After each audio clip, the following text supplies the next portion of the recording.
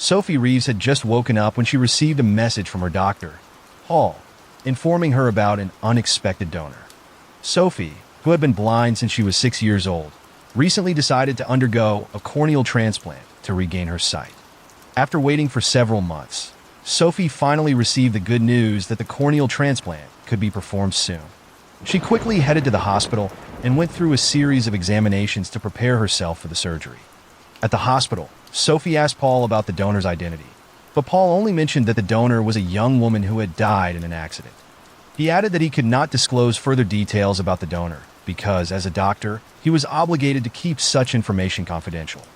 However, Paul assured Sophie that everything had been done according to the hospital's procedures, and the young woman had voluntarily registered as an organ donor, consenting to donate her organs after her death. Hearing this, Sophie felt somewhat relieved, although she still remained curious about the identity of the young woman who had donated her corneas. In short, Sophie eventually underwent the corneal transplant. At first, her vision was still blurry, making it difficult for her to recognize objects around her. Paul explained that this was normal, as Sophie's eyes needed time to adjust to the donor's corneal tissue. Although her vision was still unclear, Sophie seemed very happy to finally have the chance to see again after an accident had left her blind for many years. During this moment, Paul asked Sophie to guess the number of people in the room. Sophie looked around and could see the silhouettes of people there, though she could not see their faces clearly. Confidently, Sophie said that there were 4 people in the room besides herself. But surprisingly, Sophie's sister, Diana, replied that there were only 3 people in the room besides Sophie. Upon hearing this, Sophie felt confused and began pointing them out one by one to prove that she was not mistaken. Diana and the others appeared shocked when Sophie pointed to a corner of the room where no one was present. Not wanting to alarm Sophie, Paul quickly said that her vision had not fully recovered yet. Paul advised Sophie to rest and not strain her eyes since they still needed time to adjust to the new corneal tissue. Sophie seemed to understand the doctor's explanation and chose to lie down and close her eyes to rest. After Paul and a nurse left the room, Diana decided to step outside, leaving Sophie to rest. Once everyone had gone, Sophie turned over, looked toward the corner of the room, and realized that the figure she had seen earlier was still there. Although Sophie could not see its appearance clearly, she was certain that the dark figure in the corner had the shape of a human being. At the same time, Sophie felt the room's atmosphere suddenly become cold, and as the figure began to move closer to her, she felt chills run down her spine. Terrified, Sophie hid under a blanket, hoping that what she had seen was just a hallucination. She waited for a few moments before deciding to check again. To her surprise, when Sophie pulled the blanket down, the dark figure was now standing right in front of her. Sophie screamed in fear, causing Diana and a nurse to rush into the room to check on her. Crying in terror, Sophie told them that someone had just tried to attack her. Knowing that no one had entered Sophie's room, Diana tried to calm her sister by saying she would always be by her side. The next day, Sophie was allowed to go home, and from that moment on, she no longer saw the dark figure. In the following days, Sophie returned to her normal routine and gradually forgot about the figure that had haunted her at the hospital. As time passed, her vision became clear, allowing her to recognize the objects around her. She could also recognize people's faces and began to interact with her neighbors living in the same apartment building. One day, as Sophie was about to take the elevator, she accidentally met a young woman standing in front of it. The young woman seemed hesitant to enter the elevator, so Sophie offered to help her. As they were in the elevator, the young woman introduced herself as Lily and told Sophie that she lived in an apartment on the 5th floor. Soon after that, the elevator stopped on the 2nd floor, where an elderly man named Mr. Wilson got on. Sophie knew Mr. Wilson as a kind old man who always greeted his neighbors warmly, so it was no surprise when he greeted her as soon as he entered the elevator. However, Mr. Wilson did not acknowledge Lily at all, even though she was standing closer to him. Sophie thought that Lily might be a new resident, but she could not ignore the fact that Mr. Wilson seemed unaware of Lily's presence near them. In the following days, Sophie began to see Lily more often and spent time chatting with her, as Lily was a pleasant conversation partner. Through their talks, Sophie learned that Lily was 22 years old, younger than her, and lived alone in the apartment. Lily mentioned that she rarely went out, which was why the neighbors did not know her very well. Sophie considered introducing Lily to some of their friendly neighbors, but Lily seemed uncomfortable with the idea, so Sophie decided not to pursue it. As time went on, Sophie and Lily grew closer and were no longer shy about sharing personal details. Sophie found out that Lily had an older brother named Joseph and was dating a young man named David. Lily seemed happy when she talked about Joseph and David, which suggested she was very close to them. One night, Sophie had to work late and only arrived at her apartment building around midnight. That night, for some reason, she felt the place was eerily quiet, as if there was no life there at all. As Sophie was about to take the elevator, she saw Lily standing in front of it, waiting for the doors to open. Feeling relieved to see Lily, Sophie thought she was no longer alone. She greeted Lily, but unexpectedly, Lily did not respond at all. Sophie assumed that Lily might be in a bad mood since she looked gloomy. Not only that, but Lily, who was usually cheerful and lively, seemed cold and stiff that night, and her appearance looked disheveled. The silence became more intense once they were inside the elevator. For some reason, Sophie felt that the elevator was moving very slowly, even though it usually only took a few minutes to reach the 7th floor. Sophie tried to break the tension by talking to Lily, but Lily continued to ignore her. When Sophie touched Lily's shoulder, trying to show concern, Lily suddenly glared at her with a furious expression. Realizing she had made a mistake, Sophie quickly pulled her hand back and stepped away. She apologized to Lily, but Lily kept glaring at her and walked toward her with stiff steps. At the same time, Sophie noticed that the elevator suddenly began to descend rapidly, so she quickly grabbed the metal handrail, fearing the elevator might fall. The situation became even more tense as the lights in the elevator flickered, while Lily continued to glare at Sophie, her eyes appearing to grow larger, as if they were about to pop out of her face. Despite being terrified, Sophie tried to calm Lily down, urging her to hold on so she would not fall. But unexpectedly, Lily let out a loud scream, so loud that it shattered the light bulbs in the elevator. The situation grew even more terrifying as blood began to pour from Lily's eyes, causing both of her eyeballs to fall out. Seeing this, Sophie immediately screamed in fear and collapsed, losing consciousness from the shock. Shortly after, Sophie woke up to find herself lying on a sofa, surrounded by her neighbors, who seemed worried about her condition after finding her unconscious in the elevator. Mr. Wilson then asked what had happened to Sophie that caused her to faint in the elevator. Instead of answering his question, Sophie asked about Lily and said that she had been with Lily when the elevator suddenly malfunctioned and plummeted down rapidly. Hearing Sophie's words, the neighbors exchanged puzzled looks, as none of the elevators in the building had any issues, and they hadn't found anyone inside the elevator except Sophie. A man then approached Sophie and showed her a photo of a young woman, asking if she had seen her before. When Sophie looked at the photo, she immediately recognized it and told the man that the young woman was Lily, who had been in the elevator with her. Sophie wanted to tell them about Lily's condition inside the elevator, but she was still trying to convince herself that it had all been a hallucination. Even so, Sophie was worried about Lily and did not want anything bad to happen to her. Mrs. Wilson then took Sophie's hand, holding it tightly as she revealed the truth that Lily had died some time ago.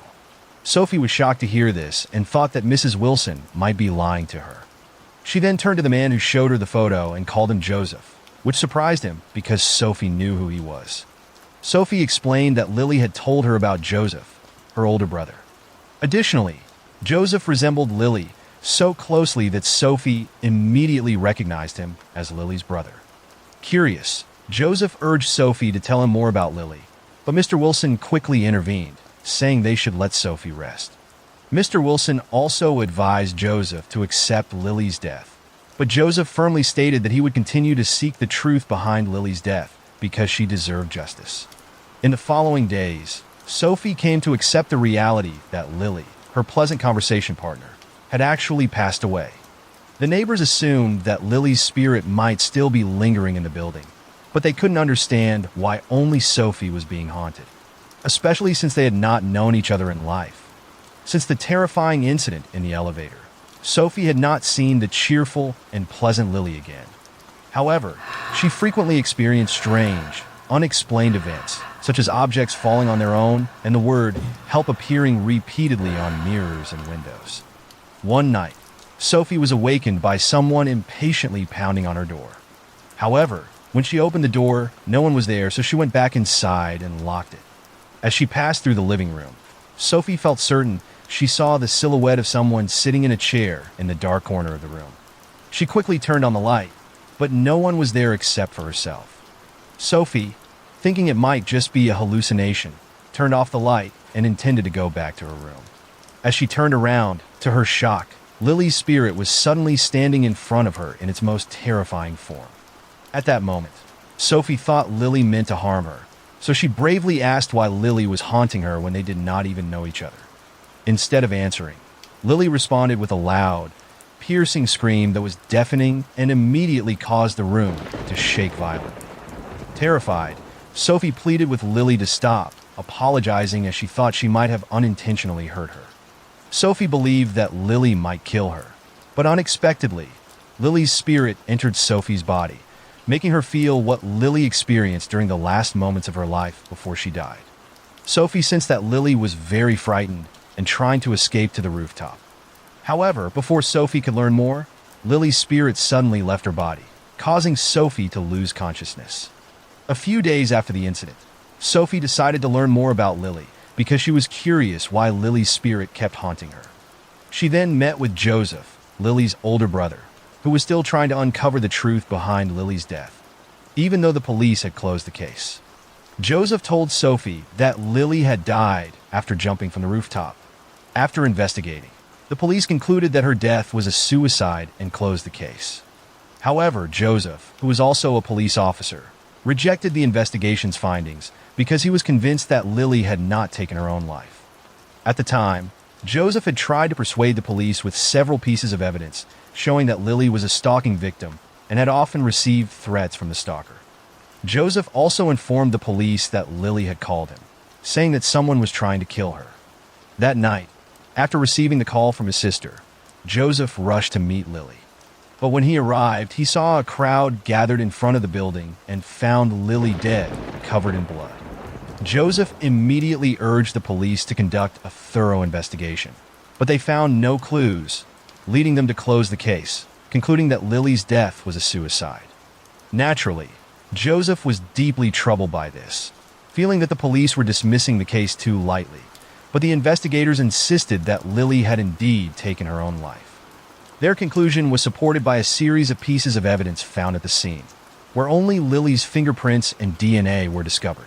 Additionally, they found antidepressant medication in Lily's apartment and assumed she was suffering from mental health issues that led her to commit suicide. Despite this, Joseph remained convinced that Lily did not commit suicide, and he was determined to uncover the truth behind his beloved sister's death. Joseph noticed some irregularities during the investigation, such as the police refusing to show the CCTV footage from inside the building and only releasing a video that showed no one else on the rooftop besides Lily shortly before she jumped. Joseph also explained that the night he found Sophie unconscious in the elevator, he had been on his way to Lily's apartment to collect some of her belongings that were left behind.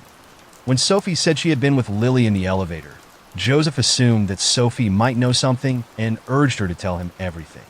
Realizing that Joseph thought she was a friend of Lily's, Sophie tried to clarify by explaining that she had never known Lily before.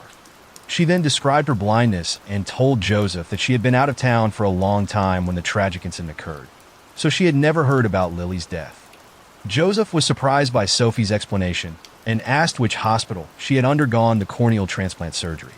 When Sophie told Joseph the name of the hospital, he realized that Sophie was the recipient of Lily's donated corneas. Upon learning this, Sophie also understood why Lily's spirit had been haunting her. Upon discovering that the corneas that now allowed her to see belonged to Lily, Sophie was immediately shaken.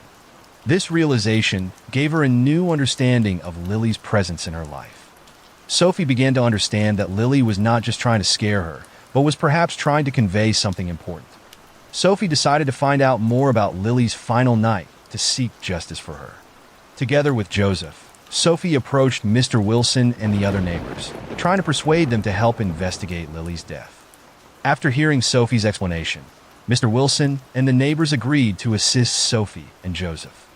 They then went to see Mr. Hastings, the building manager, and pleaded for permission to view the CCTV footage that the police had withheld. After several attempts, they finally managed to convince Mr. Hastings and gained access to the footage. In the recording, they saw Lily, terrified and being chased by the shadow of someone not visible in the other CCTV cameras, proving that Lily was not alone that night. There was someone there, a shadow seemingly blending with the darkness of the night. After watching the footage, Sophie and Joseph realized that Lily did not jump because she wanted to take her own life, but was pushed by someone who remains a mystery. With this new evidence, Joseph contacted the police again and requested that Lily's death case be reopened. This time, with the CCTV footage and Sophie's testimony about her feelings and supernatural experiences, the police could no longer ignore their request. After conducting a thorough investigation, the police finally discovered that the stalker who had been terrorizing Lily was David, her obsessive ex-boyfriend, who turned out to be a technician in the apartment building. David used his knowledge of the building to avoid detection by the CCTV cameras installed throughout the premises and made Lily's death appear like a suicide. David had become obsessed with Lily because she was his first love in high school. However, their relationship was brief because Lily felt uncomfortable with David's possessiveness, but David could not forget her and was blinded by his obsession. Initially, David denied killing Lily, although he admitted to stalking her all this time. However, with the evidence found in his apartment and witness testimonies about his alibi that night, the police finally managed to arrest and prosecute him.